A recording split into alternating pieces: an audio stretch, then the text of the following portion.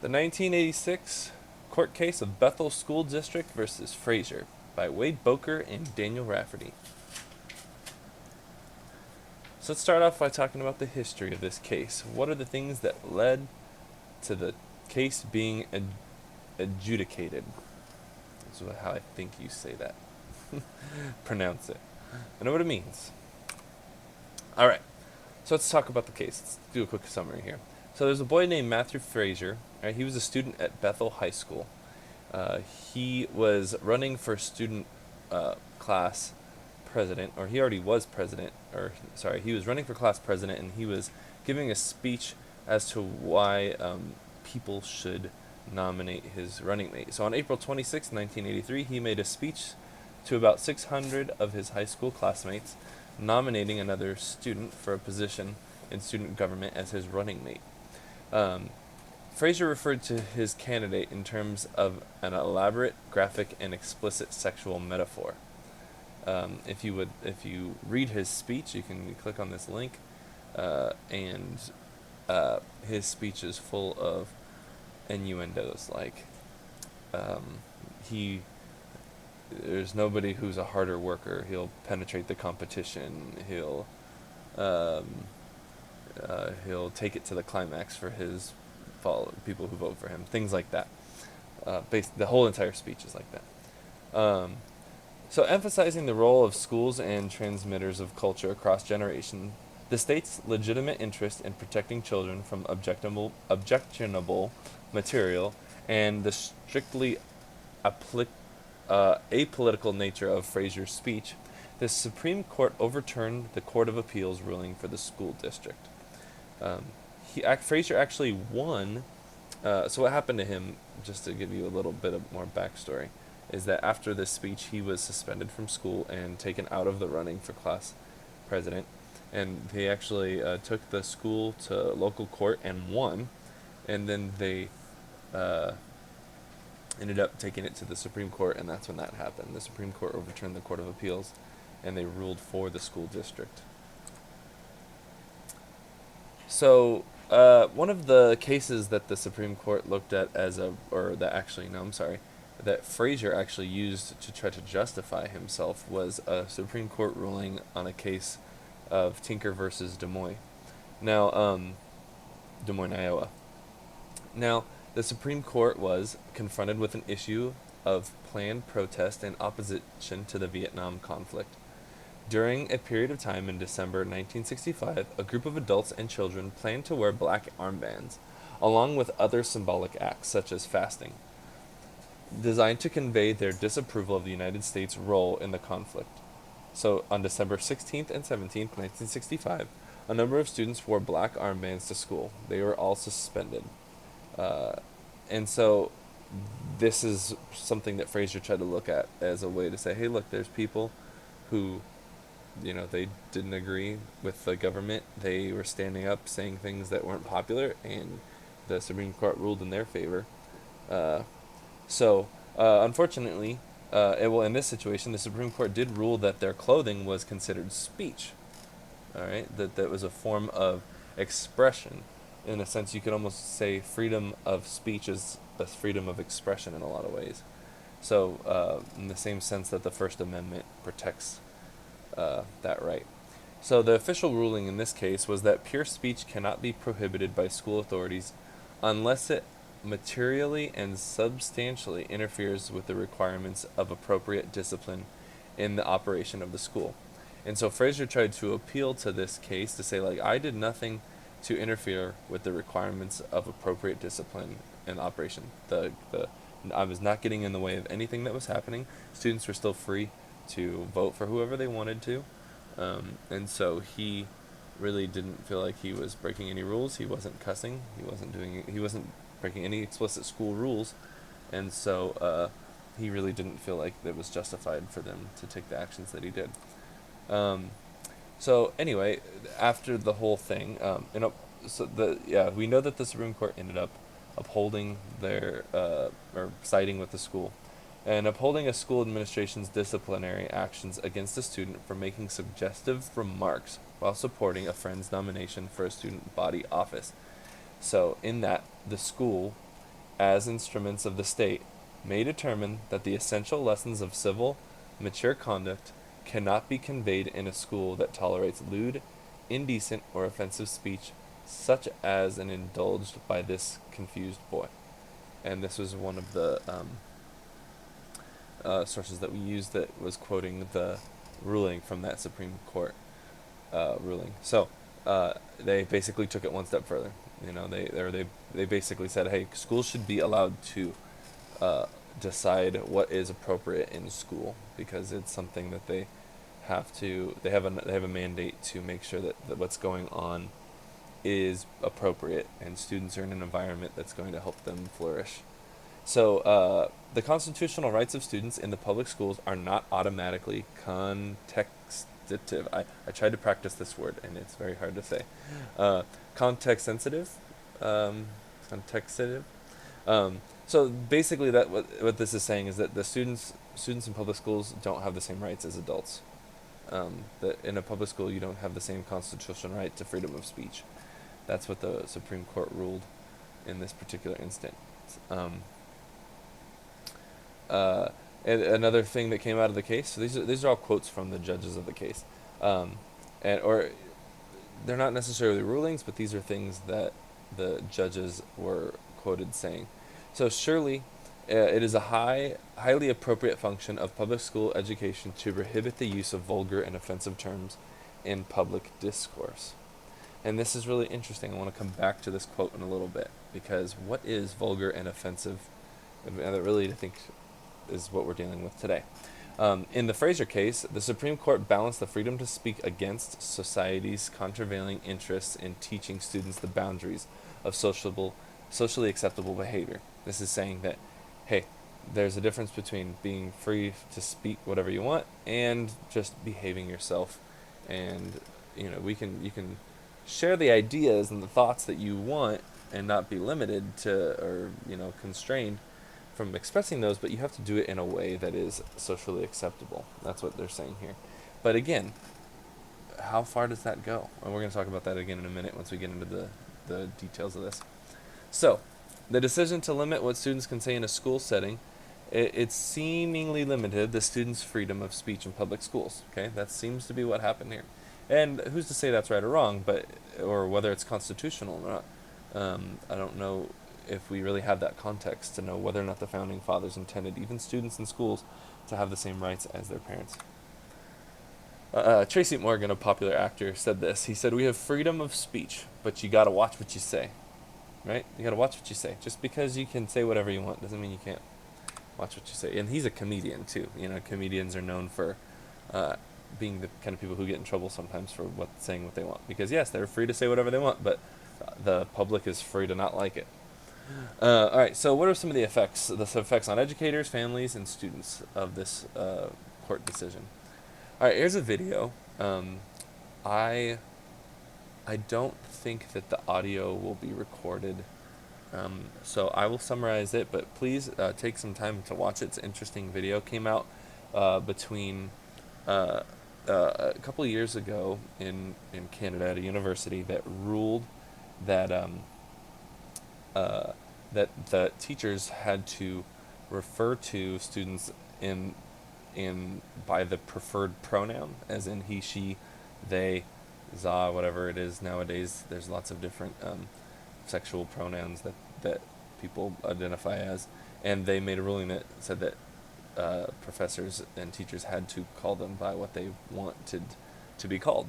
And Peterson here on the left, he is the professor who started really speaking out about how this is really this is a huge deal, because in the past, courts and decisions decided what you couldn't say. Now this decision by I need to be clear that this was legislation by the federal government. Federal government made this legislation, and then this school made this policy based off that legislation. So this is all still trickling down from court cases like the one we're talking about.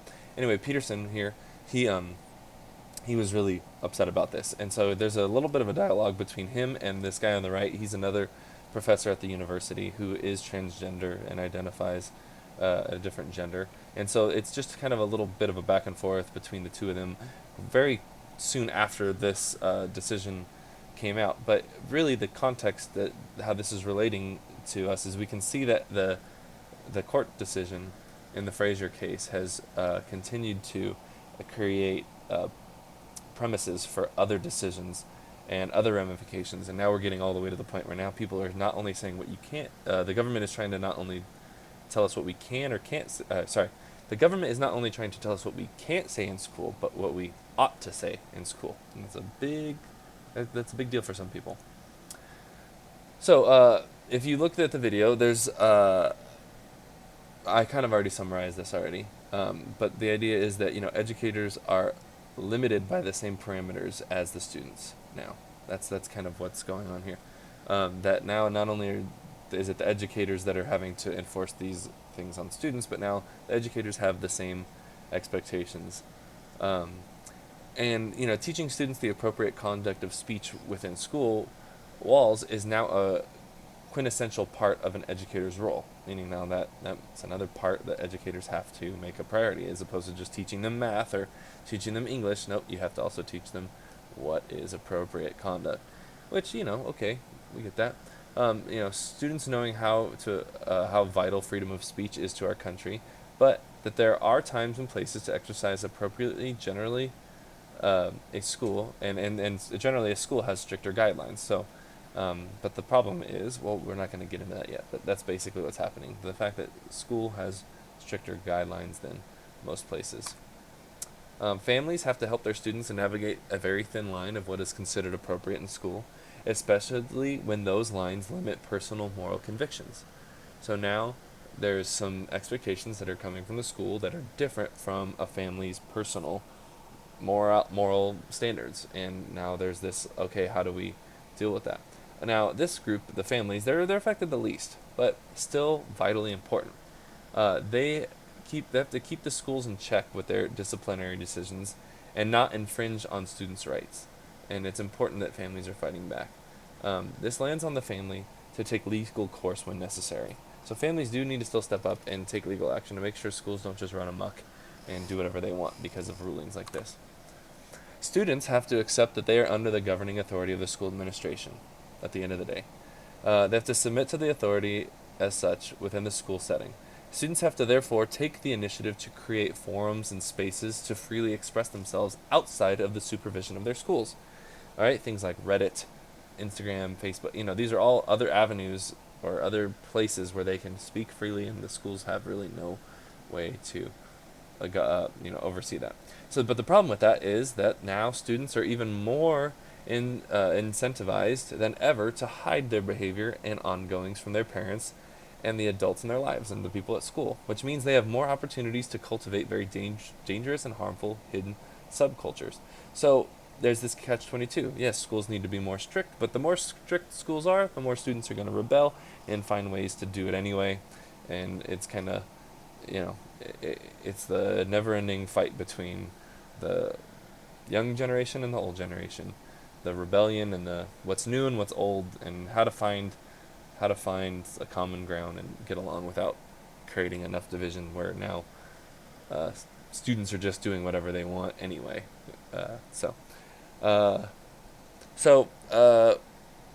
Although minors do not share their First Amendment rights at the schoolhouse gate, the Supreme Court has held that students' speech rights are not automatically coextensive with the rights of adults in other settings. All right, and we talked about that earlier. So, in light of the special characteristics of the school environment, they have to have that standard. All right, now what is the effect? Okay, so we've talked a little bit on the effect of schools, families, and educators, but what about as a culture? So, today the term socially acceptable behavior, it's not something society can agree on. Nobody can agree on what's appropriate, all right? Everybody's offended by everything, all right? What do people really consider to be vulgar and offensive terms? All right, somebody might be offended that you call them he, but they think that they should be a she, right? They might think that that's incredibly offensive, but it could be offensive that somebody would want me to call them something different than what they are. So everything seems to offend everybody nowadays. Each culture group has different acceptable levels of speech and conduct. Some culture groups are like, hey, say whatever you want, you can't offend me. Other groups, it's like, man, you're going to offend me no matter what you say. But as our nation continues to grow and diverse, school officials have to be mindful of the cultural background of the students that they have. And they have to be mindful of what they have been taught as far as acceptable forms of speech. So, we're going to have lots of different people coming from lots of different backgrounds. So we can't automatically punish students for certain behaviors when we don't know if that's something that's part of their culture, that they've been raised in their families or whatever. So people and people groups are also more easily offended now, right? Uh, we have a lot of civil unrest going on with even ever since Trump took office, even before that maybe, but it almost seemed to be a catalyst. There's a big civil unrest between lots of different people because of what seems to be offensive to some people and patriotic to others. But maintaining speech within the school walls, it's not offensive. You know, how how do you maintain what's going on inside of school walls, and deciding what's offensive? But yeah, we know that it's essential to ensuring learning continues, because if things get out of hand, learning is gonna take secondary, become secondary, right? And we need to make sure that that's not infringed upon by others. Speech. So we got to really make sure that the point of school stays to learn about things. Um, the Fraser ruling, all right, this Fraser ruling in the Supreme Court left room for legislation such as discussed in the Jordan Peterson video. We already talked about that, so I'll go ahead and skip to the end there. Yeah, and this video definitely, if you think back about it, it's definitely another example of our diverse cultures that are emerging in our culture, in our big culture as America.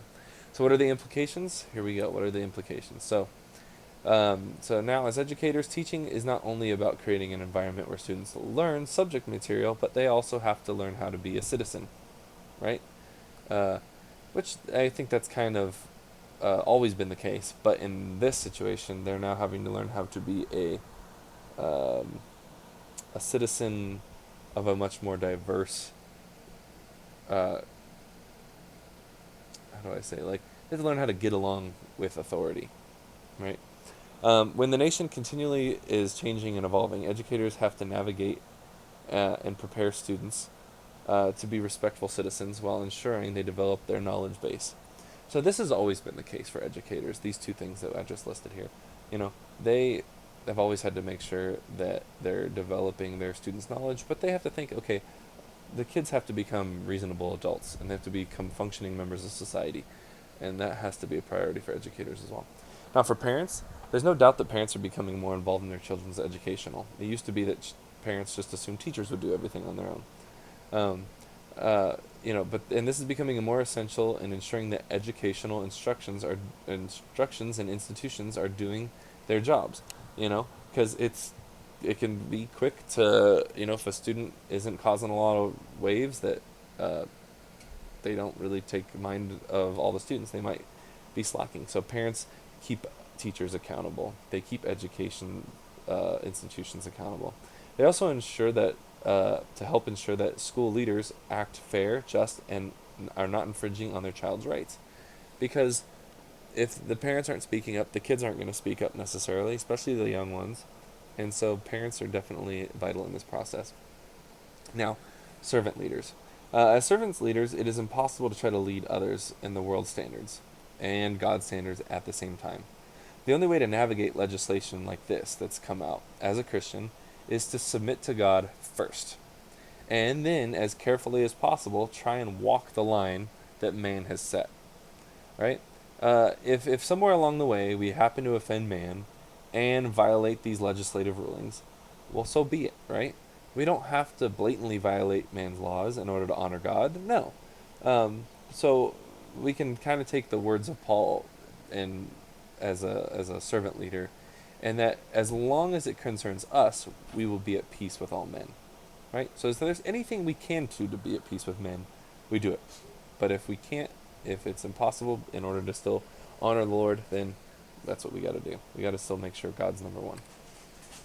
And that being said, here are the references that we use. There's some actually really good articles here about how to about this case and everything that went along with it. Uh, Personally, after doing research on this particular court case, I found myself being a little conflicted because as a teacher, yeah, I want to be able to limit what my kids say and have appropriate behavior, but uh, you know, the more you try to limit students, the more rules you try to make, it can sometimes definitely lead to some strong uprisings. And yes, that could be a good thing. Sometimes things need to change, but other times it's the way that this world is going. I think some of the changes that have taken place in our education system have not been for the best, and I think it's because we've allowed certain things to, you know, happen. So again, when we're trying to submit to authority other than the Bible and other than God Himself, and trying to figure out things on our own, I always think we're gonna keep falling short of you know of what's really of what we really ought to be doing. So that being said, I hope you enjoyed the video and look forward to hearing all of yours as well. Have a great day.